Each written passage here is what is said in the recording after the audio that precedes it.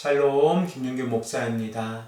오늘 이 시간에는 신명기 10장 1절에서 5절의 말씀을 근거해서 깨어진 언약과 다시 세우는 은혜라는 제목을 가지고 함께 하나님의 말씀을 생각해 보겠습니다. 모세는 출애굽의 2세대들에게 이스라엘 백성들의 역사를 다시 한번 강조해서 말씀함으로써 이스라엘 백성들이 하나님 앞에서 올바른 길을 걸어가고 가나안 땅에 들어가서 하나님의 말씀에 순종하는 삶을 살아가기를 원하고 있습니다. 그러므로 모세는 신명기 9장의 말씀으로부터 이스라엘의 백성들이 호렙산에서 금송아지를 만들어 우상을 섬긴 일을 강조해서 말씀을 하고 있습니다. 우리가 너무나도 잘 알고 있듯이 하나님께서 모세에게 십계명을 허락해 주실 때에 이스라엘 백성들은 아론을 중심으로 금송아지를 만들어 우상을 섬기고 있었습니다. 이로 인하여 하나님께서는 모세를 급하게 땅 아래로 내려 보내셨고, 모세는 하나님께서 주신 그 2개의 돌판을 땅에 던져 깨트리면서 하나님과 이스라엘 백성과 맺은 언약의 관계가 깨졌다는 것을 상징적으로 보여주고 있습니다. 그 이유는 아무런 가치도 없는 우상을 하나님으로 대신하고 있었기 때문에 그렇습니다. 이 일로 인하여 모세는 자신의 생명을 걸고 하나님께 기도했습니다. 그리고 하나님께서는 이스라엘 백성들에게 긍휼을 베풀어 주셔서 다시 한번 이스라엘 백성들에게 십계명을 허락해 주시기를 원하셨고, 오늘 본문 말씀 1절에서 5절의 말씀을 보면 모세가 다시 시내산에 올라가서 십계명을 받는 모습이 기록되어져 있습니다. 우리 다 함께 본문 1절에서 5절의 말씀을 한 목소리로 읽겠습니다. 그때 여호와께서 내게 이르시기를 너는 처음과 같은 두 돌판을 다듬어 가지고 산에 올라 내게로 나아오고 또 나무개 하나를 만들라.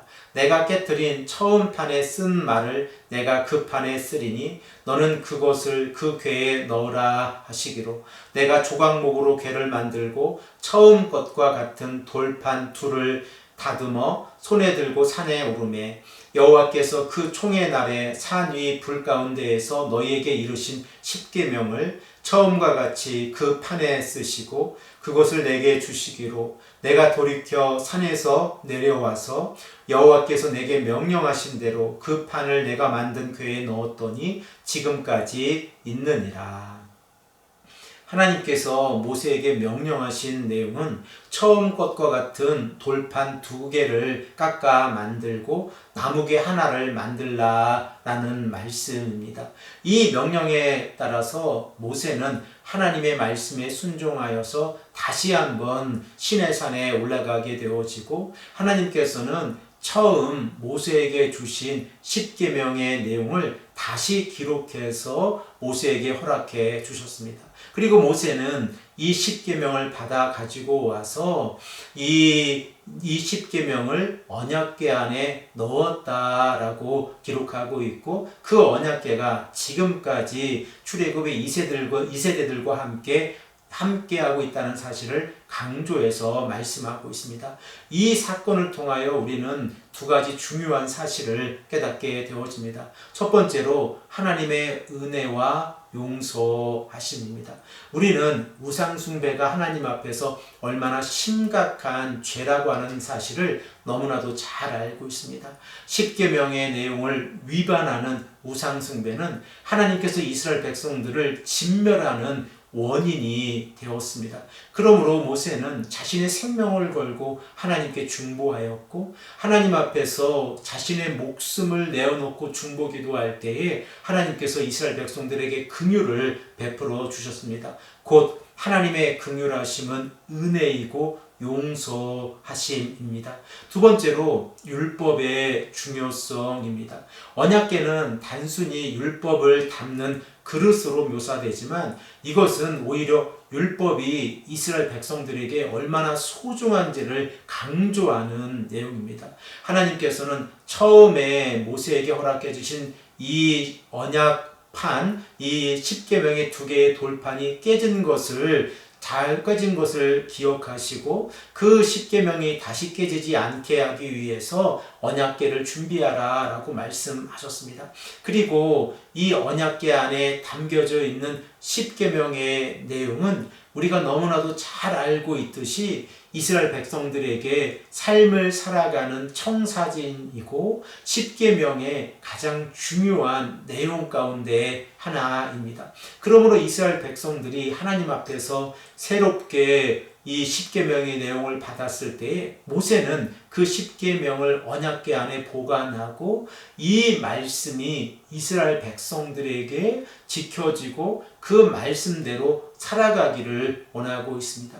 사랑하는 성도 여러분, 오늘 우리는 이 말씀을 통하여 우리들의 삶에 2가지 적용을 해보기를 원합니다. 첫 번째로 하나님의 변함없는 신실하심입니다. 우리의 모습도 이스라엘 백성들과 같이 하나님 앞에서 지속적으로 죄악을 저지르고 말씀에 순종하지 않을 때가 너무나도 많이 있습니다. 그럴 때마다 우리는 하나님 앞에 나와 회개하고 있는데 하나님께서 만일 우리의 죄를 용서해 주지 아니하신다고 하면 우리는 하나님 앞에서 은혜를 경험하지 못할 것입니다. 그러므로 우리가 하나님의 변함없는 신실하심을 깨닫고 있다고 하면 하나님 앞에서 더 이상 죄악을 저지르지 않게 하기 위해서 우리의 삶을 다시 한번 되돌아보고 말씀에 순종하는 삶을 살아가야 합니다. 두 번째로 십계명의 생명력입니다. 우리는 십계명의 내용을 너무나도 잘 알고 있습니다. 어린 시절 교회 학교로부터 시작을 해서 우리가 이 땅을 살아가며 하나님의 말씀을 가까이 할 때마다 십계명의 내용은 늘 우리들의 삶에 있고 그 말씀대로 우리가 살아가기 위해서 노력하고 있습니다.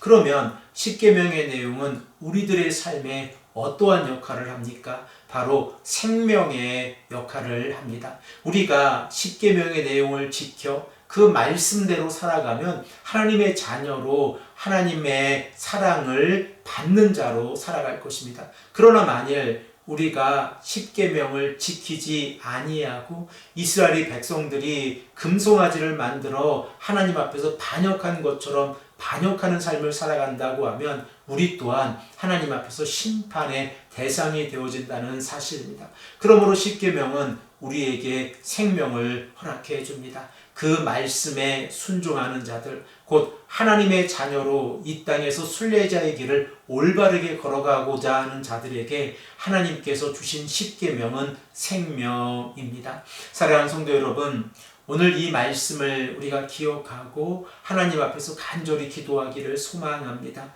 하나님께서는 깨어진 언약을 은혜로 다시 세우셨습니다. 그리고 그 은혜를 우리가 경험하고 있다는 사실을 우리의 삶을 통하여 다시 한번 고백합니다. 이 아침에 간절히 기도하기를 소망합니다. 하나님의 말씀에 순종하는 것은 단순히 그 말씀을 지키는 것이 아니라 하나님의 자녀로서 올바른 삶의 태도이고 우리의 믿음이라고 하는 사실입니다. 이 믿음을 지키고 살아가기 위해서 간절히 기도하시는 귀하고 복된 성도님들이 되시기를 간절히 축복합니다. 함께 기도드리겠습니다. 아버지 하나님 감사합니다. 오늘도 우리에게 말씀해 주셔서 깨어진 언약을 다시 세우시는 하나님의 은혜를 경험하게 하시니 감사합니다. 아버지 하나님, 오늘도 우리가 하나님의 신실하심을 믿음으로 고백하고 십계명의 생명력을 믿음으로 고백하며 하나님의 말씀에 순종하는 삶을 살아갈 수 있도록 역사하여 주시옵소서. 감사드리며 사랑이 많으신 예수 그리스도의 이름으로 간절히 기도드립니다. 아멘.